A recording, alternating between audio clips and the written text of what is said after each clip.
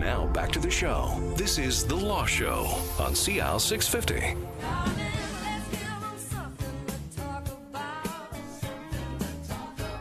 A little something to talk about. This is the point in the Law Show where we take a look at some of the headlines and some of the celebrities. And last time, Mark, you were here, it was the morning that Blake Shelton and Miranda Lambert had divorced, and somebody was cheating on somebody. And you said, hey, those people had a rock-solid prenup, and that was what that was all about. Lasted 4 years, and they literally walked away. Mm-hmm. I mean, there'll be some details to attend to. But they just, and I suppose it wasn't a first marriage for either one of them. Mm-hmm. And as you were saying, both of you were saying earlier, it's that voice of experience, the second marriage, the percentage of those entering into a prenup, going into the second marriage, much, much higher than those in the first go-round. Absolutely. So, yes. And celebrities, I gotta do this quote. This is from the Hollywood Reporter. This is one line. The real reason Hollywood marriages fall apart, according to this lady, Cindy Adams, who's got a new book out called The Argument-Free Marriage. Ha ha, dream on. Here's the quote. Movie stars break up because there's no mutual respect. To begin with, they're insecure. Say there's two calls. One's from the star's wife, the other from his PR person. He'll answer the PR person first, then he'll take the call from the wife. And they wonder why relationships go on the rocks. And of course, this quite recently we had the No Doubt people with Gwen Stefani and Gavin Rossdale, another celebrity couple with 3 children. And it's always about, what I'm noticing more in these celebrity breakups, all of these carefully crafted by their PR people announcements is, requesting privacy, and we fully intend to co-parent our, in this case, 3 boys, 3 good-looking boys too, and we please respect our privacy and all this sort of thing. But it's as though it's the expectation of failure is so high, they seem to be exceptionally well prepared when it does fail. Do you notice that, Anna, at all with the celebrity file? Oh, definitely. I think. Wasn't it Britney Spears that didn't have a prenuptial agreement? That's right. Yeah. Yeah. So I think that was, what was the name of her husband? But I seem to remember. That was Kevin Federline. Yeah, like 14 million or something, which at the time seemed a lot, but in hindsight, compared to Britney Spears' actual fortune. I hope Kevin isn't listening. Maybe it was a paltry amount.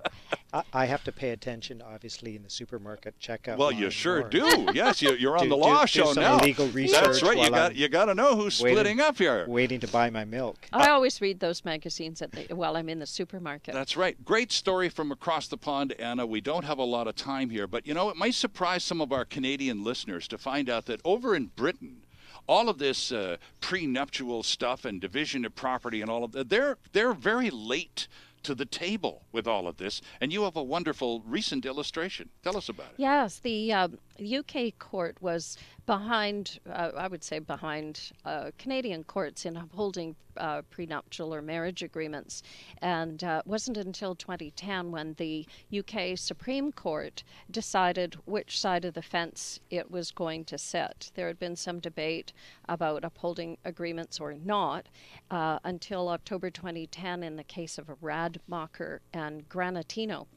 And in that case, it was a very wealthy husband who asked the court to overturn a prenuptial agreement because he didn't realize just how wealthy his wife was when he signed the prenuptial agreement. And so on separation... Oh, so she actually had more money than he did? Yeah. And he was loaded to begin with? Yes, absolutely. Wanted to take a second kick at the can, to use a bad expression, I suppose. And it was...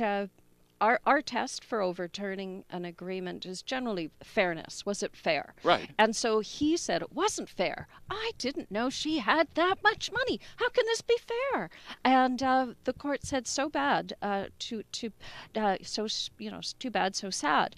But in the reason this has been an issue for the UK is the wonderful words in the UK marriage ceremony in the Church of England since 1662, when the groom says, groom. Right, right. With all my worldly goods I thee endow. Right. So how can you divide that up? Because it goes against the Church of England's marriage ceremony. It's your marriage vow. Right.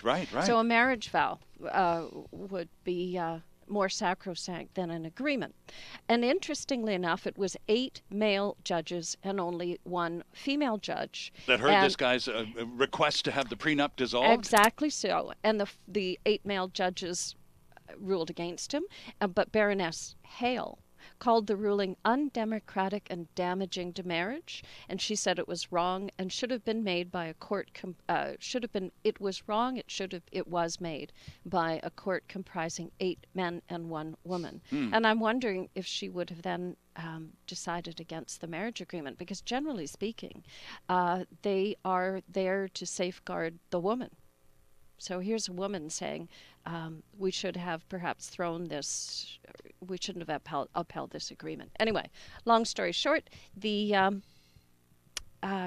does underscore the new importance of agreements. So the suspense is killing me. Did he get it? Did he get his request to have the prenuptial agreement dissolved? And did he get more of the largesse that he was surprised she had?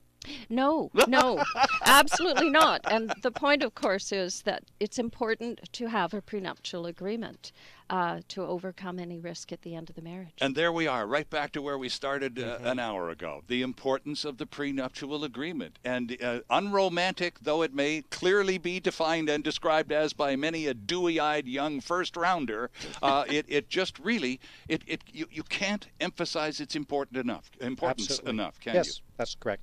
Okay, right. So again, clients, people who maybe want to download that kit, please be sure it's Canadian from the internet and have a go at it, but don't just do it yourself.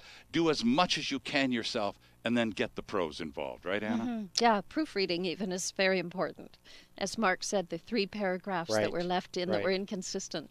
Right. There was another agreement that I saw, and it was obviously to be 1, 2, or 3, and none of them had been changed. So there were provisions in the agreement that contradicted each other. Be very careful what you download on the internet when it comes to DIY legal kits. Mark Perry, Anna Perry, so nice to have you come by this morning. Thank you so much. Thank you. Thank you. Thank you for joining us on The Law Show. Red Robinson and The Diner coming right up.